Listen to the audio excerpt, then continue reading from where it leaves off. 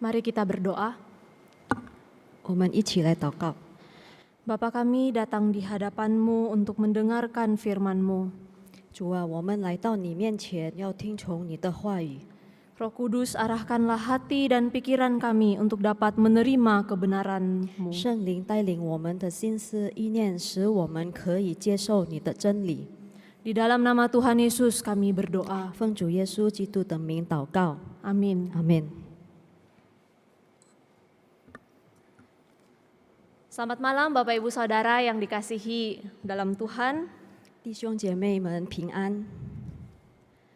Mungkin kita pernah mendengar kisah tentang putri yang tertukar. 我们可能曾经听说过一个故事，叫被调换的女儿。 Ternyata kisah ini bukanlah hanya sebuah cerita, tetapi sungguh terjadi di kehidupan yang nyata. 原来这个故事不仅是在电视剧可以看到，但是在现实生活中也发生过。 Kisah ini dialami oleh Lucia Tuligenova dan Ekaterina Tuganova. 这个故事发生在露西亚·杜利根诺法和埃卡德丽娜·杜甘诺法的生活。 30 tahun mereka hidup tertukar, ternyata keduanya memiliki hidup yang sangat berbeda. 这30年被调换，原来两个人拥有了不一样的生活。 Ekaterina hidup di dalam keluarga yang berkecukupan dan memiliki pendidikan yang baik. 埃卡德丽娜生活接受了很好的教育和成长在富有的家庭， Sedangkan Lucia yang seharusnya dibesarkan di dalam keluarga yang berada, justru dibesarkan dalam keluarga yang sangat miskin. 可是露西亚应该是要出生在富裕的家庭的，变成成长在很贫穷的家庭。 Ibunya meninggal karena depresi. 她的母亲因为忧郁症去世了。 Ia dituduh berselingkuh karena Lucia dianggap anak hasil selingkuhan. 她被怀疑是有了外遇生的露西亚， Ia berbeda dari saudara-saudaranya yang lain. 她和她其他的弟兄姐妹不一样， Sedangkan ayahnya 而且她的父亲呢 ada di penjara 被关在牢里， karena ia membunuh orang yang dianggap selingkuhan dari ibunya. 因为他误杀了那个被怀疑跟自己太太发生关系的人。 Lucia dan kedua saudara tirinya akhirnya harus mengemis makanan untuk bertahan hidup. 露西亚和她两个继兄妹为了生活到处逃犯， Dan mereka akhirnya dimasukkan ke dalam panti asuhan karena sudah tidak ada lagi yang bisa merawat mereka. 结果他们也进了孤儿院，因为没有人可以再育养他们。 Jadi Lucia ini memiliki kehidupan yang sulit, ia sangat menderita dan tidak mendapatkan satu pendidikan yang baik. 露西亚结果拥有了辛苦的生活、困难的生活，也不得到好的教育。 Waktu dia tahu bahwa dia tertukar, 当他真相暴露，他是被调换的， dan keluarga yang selama ini bersama-sama dengan dia ternyata bukanlah keluarganya yang sesungguhnya. 他一直以来和他一起生活的家人，原来不是他真正的家人。 Ia sulit menerima kenyataan ini. 他很难接受这个事实。 Ibu kandungnya datang, tetapi kemudian ia tidak bisa langsung menerima bahwa ia adalah ibu kandungnya. 他的亲生母亲也来了，但是他不能直接接受他的亲生母亲。 Mengapa hal ini bisa terjadi? 为什么这个可以发生呢？ Karena 30 tahun hidupnya, ia hidup menderita, ia hidup di dalam kesusahan. 因为这30年他的生活很艰苦、很困难， Hidup menderita itu sudah mendarah daging di dalam dirinya. 他那个艰苦的生活已经在他那里根深蒂固。 Tahu bahwa ia ternyata berasal dari keluarga yang berada, itu adalah seperti mimpi baginya. 他知道他原来是一个富有家庭的女儿，这就好像一场梦。 Bapak Ibu Saudara, inilah juga yang sebenarnya terjadi dalam hidup kita sebagai orang percaya. 弟兄姐妹们，我们成为基督徒，其实这也发生在我们的生活中。 Status kita sebagai manusia berdosa itu telah berubah menjadi manusia baru ketika kita telah menerima keselamatan di dalam Kristus. 当我们在基督里接受救恩时，我们的身份就从罪人变成了新造的人。 Tetapi status manusia baru yang kita terima itu tidak serta-merta membuat cara hidup kita berubah. 可是我们这新的身份，不立即把我们的生活方式改变。 Ada sifat, karakter, dan perilaku yang harus kita adopsi. 有些性格行为是必须我们采纳的。 Hal ini berarti hal itu bisa kita dapatkan ketika kita terus-menerus berelasi dengan Allah yang memanggil kita. 这些行为性格也可以理解为，只要我们和我们的上帝的关系亲密，我们可以得到的。 Itulah sebabnya Paulus mengatakan di dalam Efesus pasal 4 ayat yang pertama. 之所以保罗在以弗所书第4章第一节说， Nah Bapak Ibu Saudara, karena ini hanya satu ayat, saya mengajak kita semua untuk membacanya secara bersama-sama. 因为只有这一节经文，我们一起来读。 Sebab itu, aku menasihatkan kamu, aku, orang yang dipenjarakan karena Tuhan, supaya hidupmu sebagai orang-orang yang telah dipanggil berpadanan dengan panggilan itu. 我为主被囚的劝你们，既然蒙召，行事为人，就当与蒙召的恩相称。 Kata hidup yang digunakan Paulus di dalam ayat ini sebenarnya mempunyai arti berjalan. 在印尼文经文，保罗用“生活”这个词的本意其实是行走的意思。 Berjalan yang dimaksud tentu bukan berjalan dalam arti secara fisik. 行走的意思呢，不是肢体上的走， Tetapi berjalan yang dimaksud di sini mempunyai arti bagaimana seseorang itu bisa mengatur atau mengarahkan hidupnya setiap hari. 但这个行走的意思是一个人的生活，每一天如何的安排指导自己的人生。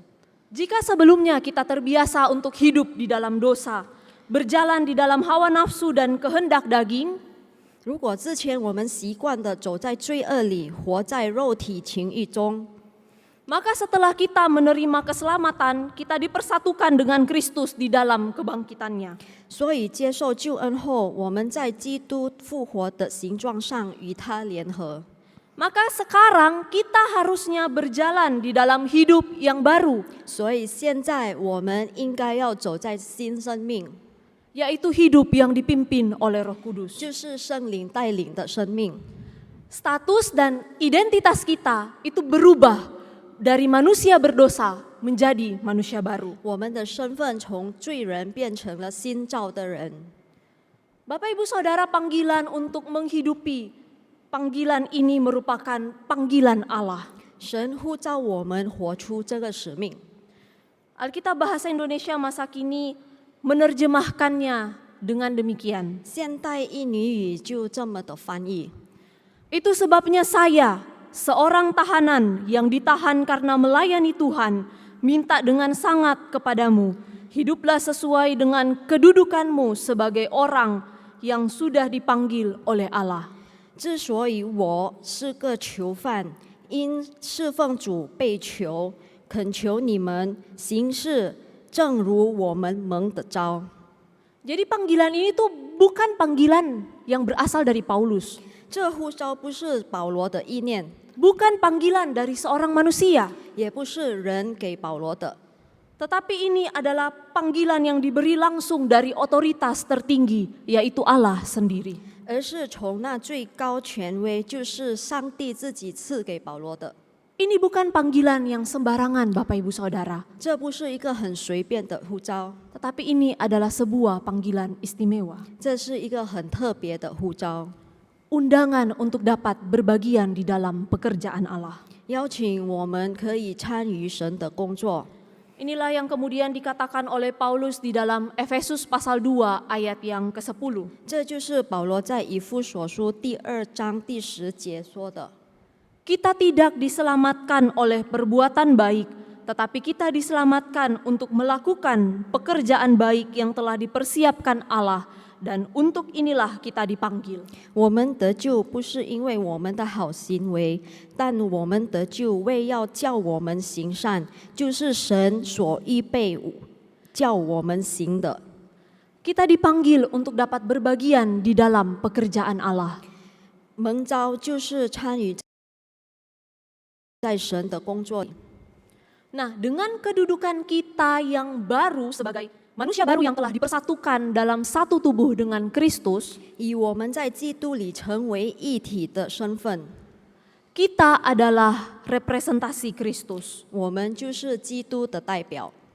Kita adalah representasi Kristus di tengah dunia pada masa kini. 我们就是现在在世上成为基督的代表。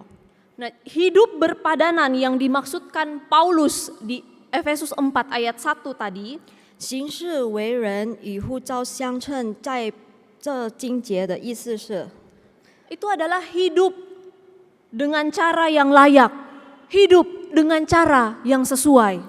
生活要配得上，生活方式要相称。 Jadi panggilan untuk hidup berpadanan dengan panggilan kita berarti menghidupi status kita sebagai representasi Kristus di tengah dunia ini. 行事为人与呼召相称的意思是，我们在这世界上要活出可以代表基督的身份。 Nah, mengapa kemudian panggilan ini menjadi satu hal yang penting atau urgent untuk kita lakukan? 为什么这呼召成为是一个很重要的呼召呢？ Jawabannya hanya satu. Karena Kristus sendiri yang menempatkan kita untuk dapat menjadi representasi dirinya. 答案只有一个，因为耶稣把我们当成了他的代表。 Bagaimana caranya? 如何呢？ Dengan cara mempersatukan kita semua, yaitu orang yang percaya melalui kehidupan dan kematiannya. 就是借着基督的生命和十字架，把信徒合而为一。 Bagaimana kita merepresentasikan Kristus? 我们如何成为基督的代表呢？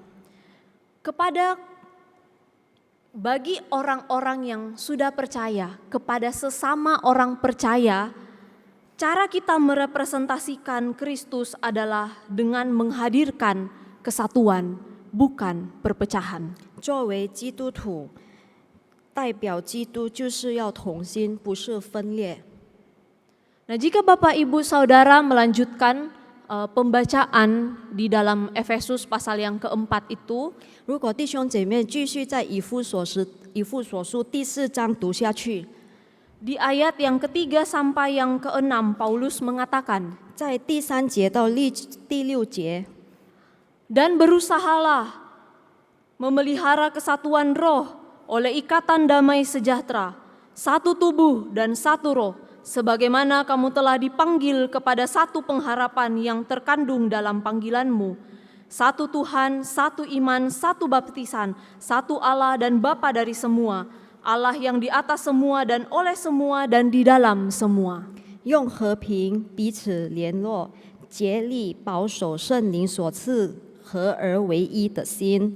身体只有一个，圣灵只有一个，正如你们蒙召，同有一个指望，一主、一信、一喜、一神，就是众人的父，超乎众人之上，冠乎众人之中，也住在众人之内。 Sangat banyak kata satu yang dipakai oleh Paulus. 很多那个一字，同一字。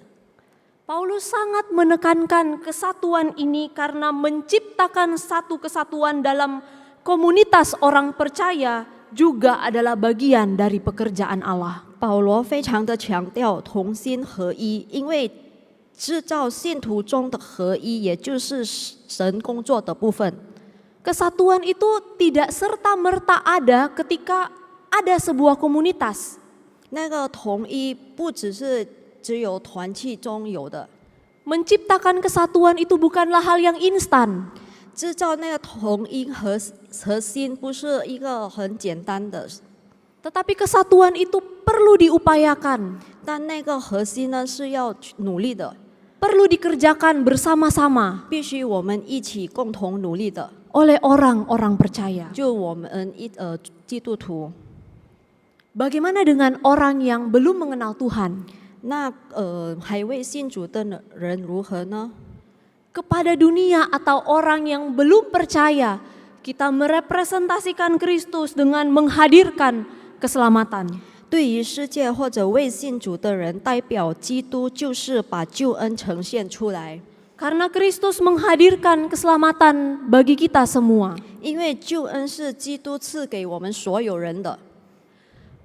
Bapak Ibu Saudara, dunia itu sulit melihat Kristus. 弟兄姐妹们，世界很难看到基督， Cara bagi orang untuk melihat Kristus adalah dengan melihat hidup kita.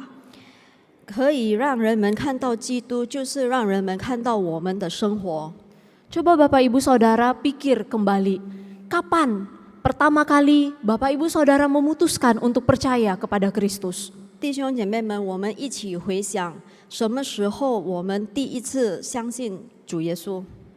Tentunya kita mendengar pemberitaan Injil yang disampaikan oleh orang lain. 当然，我们是听了别人传给我们的福音， Dan kita juga melihat hidup orang itu, bukan? 我们也看那个传福音人的生活。 Ada sesuatu yang berbeda dan ada sesuatu yang menarik di dalam hidupnya. Sehingga kita mau tahu siapa Allah yang ia percaya. 当然，在他的生活中肯定是有不一样的东西，或者特别的，让我们想知道到底他敬拜赞美的主是什么。 Kalau kita menyebut diri kita orang percaya tetapi kita tidak hidup sesuai dengan status manusia baru kita, 如果我们自称我们是基督徒，但我们的生活不符合我们新造的身份， maka tidak salah kalau kita mendengar orang kemudian berkata, 难怪我们会听有人会说， kenapa saya harus jadi orang Kristen? 为什么我要变基督徒呢？ Toh dia juga hidupnya seperti itu. 他的生活也是这样， Bahkan orang yang bukan Kristen karakternya lebih baik. 他的甚至不是基督徒的性格生活也比他好。 Nah, itulah sebabnya Bapak Ibu Saudara, 之所以弟兄姐妹们， Paulus sangat mendesak dan mendorong supaya kita bisa hidup berpadanan sesuai dengan panggilan kita. 保罗非常强迫和推动我们的生活要与呼召相称， Karena kita ini adalah jembatan bagi orang lain untuk bisa percaya kepada Kristus atau memilih untuk tidak mau percaya kepada Kristus. 因为我们就是别人选择信主耶稣或者不信的桥梁。 Charles Spurgeon menuliskan sebuah kalimat yang sangat menarik. Charles Spurgeon 有一段很特别的话， Saya terjemahkan secara bebas. 我们翻译成， Ia mengatakan demikian, apakah saya hidup dengan sembarangan dan duniawi seperti orang tak percaya, sementara saya mengatakan saya pengikut Kristus? 在我自称我是基督徒时，我的生活是否乱来和俗世呢？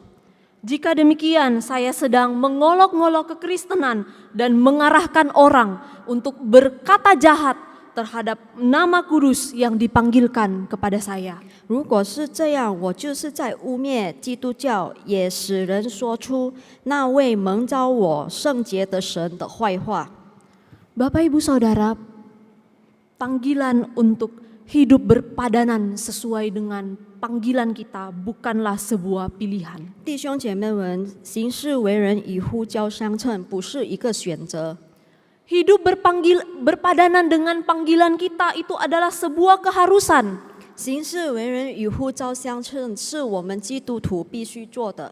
Karena ini adalah perintah yang sesuai dengan status dan identitas kita yang baru di dalam Kristus. 这就是我们在基督里的新身份的使命。 Mari kita berdoa. 我们一起来祷告。 Terima kasih Tuhan karena Engkau telah memanggil kami untuk dapat berbagian di dalam pekerjaan-Mu. 感谢主，因为你已经呼召我们参与在你的工作。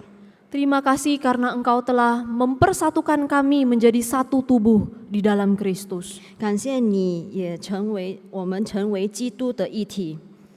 Tuhan, kami memohon anugerah-Mu untuk memampukan kami hidup berpadanan dengan panggilan kami.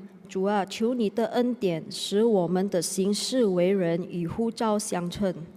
Tolong kami supaya kami dapat merepresentasikan Kristus, 求你帮助我们在这世上可以成为基督的代表， baik itu di dalam komunitas orang percaya maupun kepada dunia. 在作为基督徒的当中，或者在世界当中。 Kami memohon pertolongan dan anugerah-Mu untuk setiap kami ya Bapa. 我们求你的帮助和恩典。 Di dalam nama Tuhan Yesus kami berdoa dan memohon. Amin. 奉主耶稣基督的名祷告，阿门。